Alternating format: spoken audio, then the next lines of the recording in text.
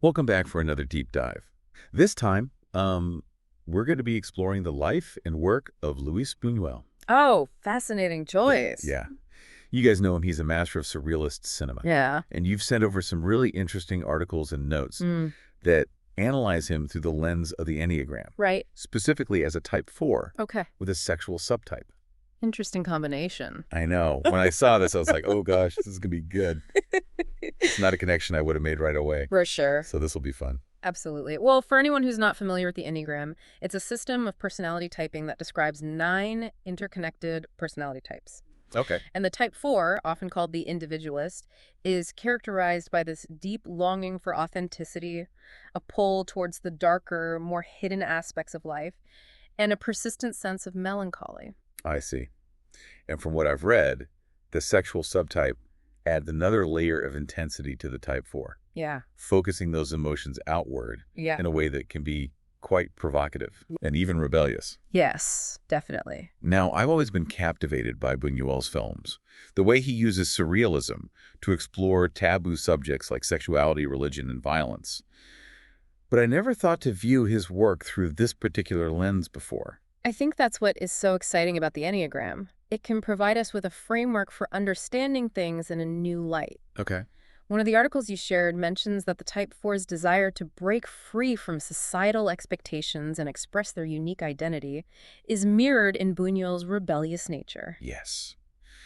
I immediately thought about his film, L'Âge d'Or. Oh, interesting. Can you remind us a little about the premise of that film? Just sure. L'Âge d'Or is a surrealist film from 1930 that follows the passionate and ultimately thwarted love affair of a couple. Mm-hmm. They're constantly running up against societal and religious constraints. Yeah. The film was considered incredibly scandalous at the time due to its portrayal of sexuality and its critique of the bourgeoisie and the Catholic Church. Oh, absolutely.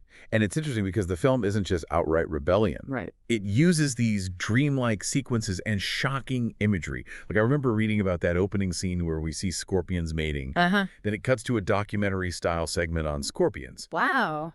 What do you make of Buñuel's use of the scorpion imagery in connection to the Type 4 personality?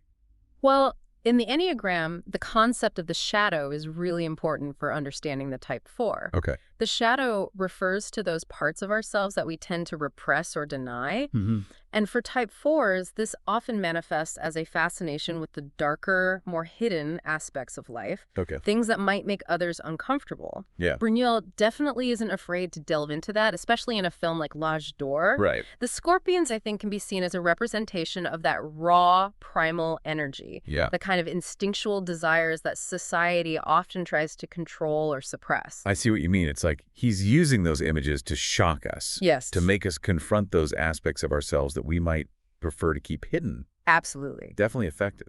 Exactly. And it's not just about being provocative for the sake of it. Right. The Type 4, especially with the sexual subtype, Yeah. uses that provocation to connect with others on a deeper level. Okay. It's about exposing the raw, authentic self, Yeah. even the parts that are messy or taboo. I see.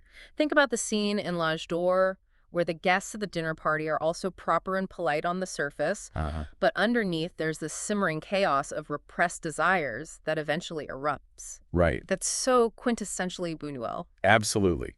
He has a way of stripping away the facade of societal norms and revealing the primal urges that lie beneath. Yes. I have to say, thinking about these films from this new perspective is already making me see them in a different light. Interesting. It's making me consider just how deeply personal some of these artistic choices might have been. That's the power of this kind of analysis. Yeah. And it makes me wonder, what are some other ways that Buñuel's films might reflect the core struggles of the Type 4 personality? What stands out to you in that regard? Well, one thing that I always find fascinating about Buñuel's work is the intense emotional undercurrent. Mm-hmm. His characters are often portrayed as melancholic and longing, searching for something they can never quite grasp. Right. They're constantly pushing against boundaries. Yeah. But it seems like that search for fulfillment always ends in frustration. I see. That reminds me a lot of what I've read about the Type 4's core struggle. Yeah. The feeling of incompleteness, the sense of being fundamentally different, Right. of having this inner void that's difficult to fill. Yes. It's as if Buñuel is taking that internal struggle and externalizing it on screen. He's giving visual form to those complex feelings of yearning and dissatisfaction that I think a lot of us can relate to, Yeah. even if we don't express them in such a surreal way. Yes, I think that's a great point. Mm-hmm. And that might be one of the reasons why his films resonate so deeply with audiences. Yeah. He's tapping into something universal about the human experience, the search for meaning and connection in a world that can often feel absurd and chaotic. Absolutely. It's interesting to consider the role of surrealism in all of this. Yeah. Buñuel's films often juxtapose these mundane, everyday realities with these shocking dreamlike sequences. Uh-huh. How do you think that style connects with the themes we've been discussing, especially in relation to the Type 4? I think it speaks to that sense of being an outsider, Okay. of seeing the world differently. Yeah. Remember that quote from Buñuel Mm-hmm. where he said something like, "The only thing I'm interested in is smashing the reality of appearances." Oh, wow. That seems so central to both his work and the Type 4 personality. Yes. It's like he's using surrealism to break free from the constraints of logic and convention, to explore the subconscious and those hidden desires that we talked about earlier. Right. It's almost as if he's saying, the world doesn't make sense to me, so Yeah. I'm going to create my own reality. And in a way, isn't that what the Type 4 is always striving for? Yes. To create a world that reflects their unique inner experience, even if it means challenging the norms of what's considered acceptable or real. Exactly. Yeah. And that brings us to another film that you mentioned, Okay. Un Chien de Loup, Okay. which is considered one of the most iconic surrealist films ever made.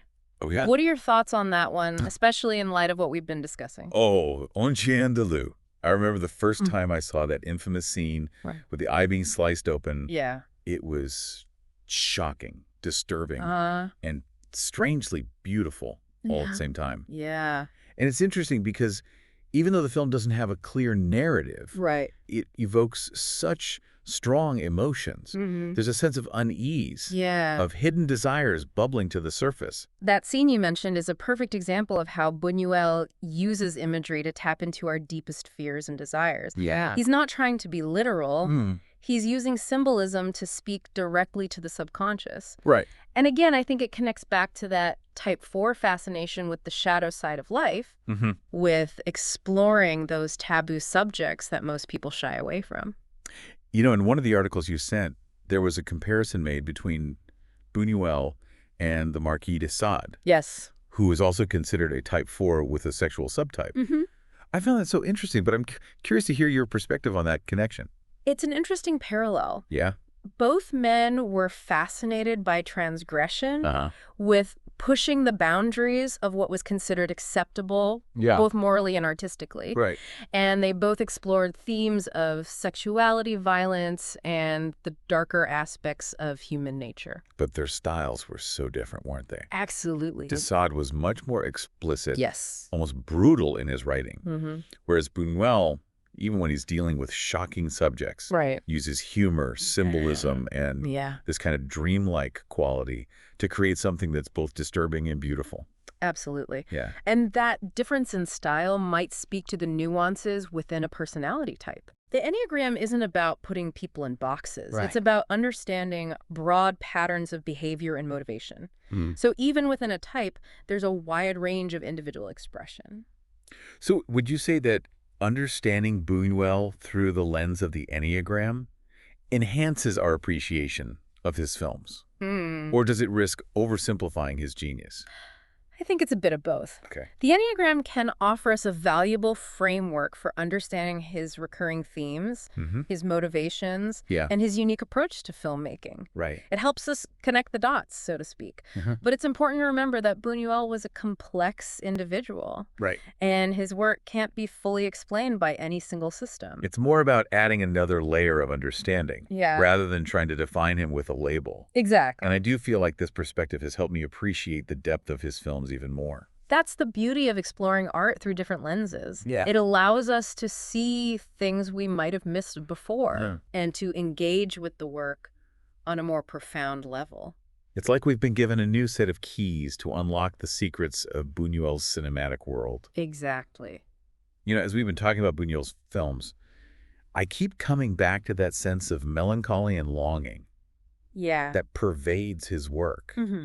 It's almost as if his characters are searching for something Right. they can never quite attain. Yeah.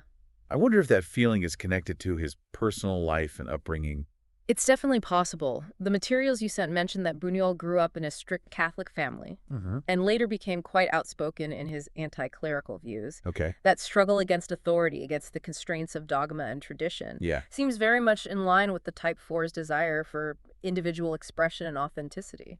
It's as if he's rejecting the imposed morality Right? and searching for his own truth, both in his life and his art. Yeah. And that rebellion, that questioning of authority, Uh-huh. manifests in such interesting ways in his films. Yeah. I completely agree. Think about how he portrays religious figures in his films. Okay. They're often hypocritical, corrupt, or even downright absurd. Right. It's like he's using those characters to challenge the very institutions that shaped his early life. And yet, despite that rebellion, Yeah.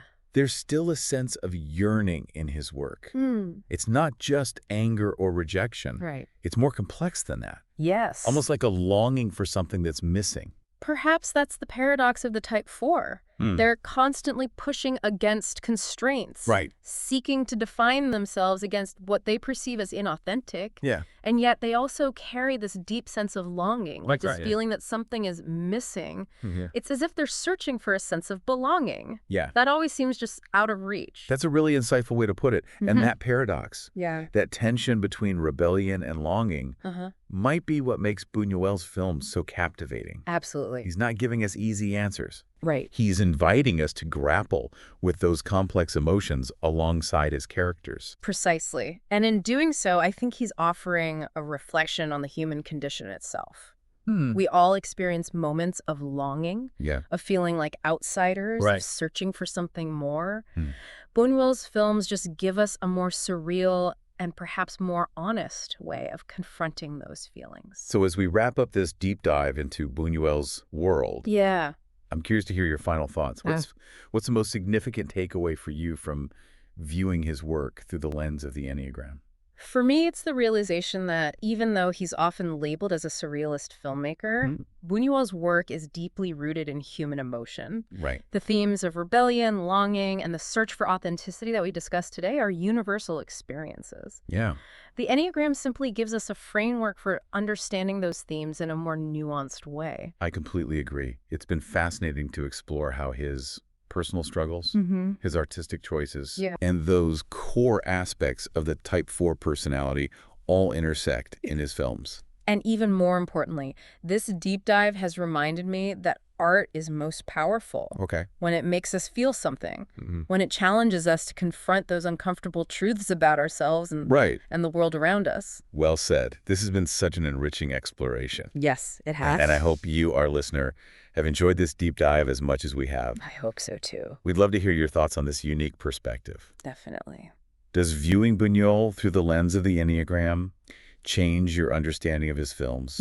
What resonates with you the most? Feel free to share your insights on our website. Yeah. And let's continue this conversation. Until next time, keep exploring Keep questioning. and keep diving deep.